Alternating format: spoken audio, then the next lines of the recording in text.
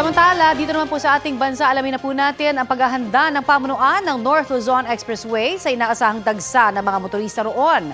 Sa ulat on the spot ni Oscar Oida. Oscar? Yes, Connie, tuloy-tuloy na nga ang isinasagawang paghahanda ng pamunuan ng North Luzon Expressway o NLEX para sa inaasahang pagdagsa ng mga motorista ngayong Kapaskuhan mula sa araw na ito hanggang January 2, 2024. Kaugnay nga niyan, Connie, ay muli nilang inactivate ang NLEX, ang kanilang programang Safe Trip Mo, Sagot Ko, para matiyak at magiging maginhawa ang paglalakbay ng ating mga motorista.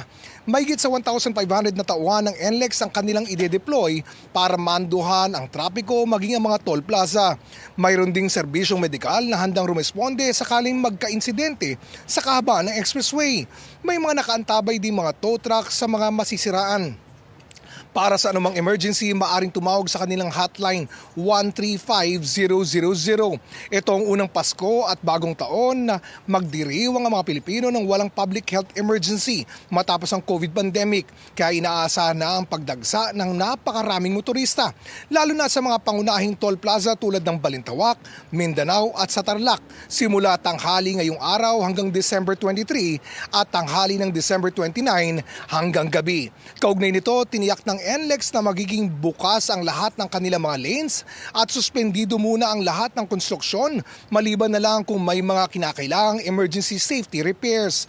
At para maging tuloy-tuloy ang biyahe, makakaasa daw ang publiko na ang lahat ng kanilang mga toll plaza ay 100% RFID pa rin. Kaya inaabisuan ng lahat na tsaking sapat ang load balance bago bumiyahe para maiwasan ang anumang abala.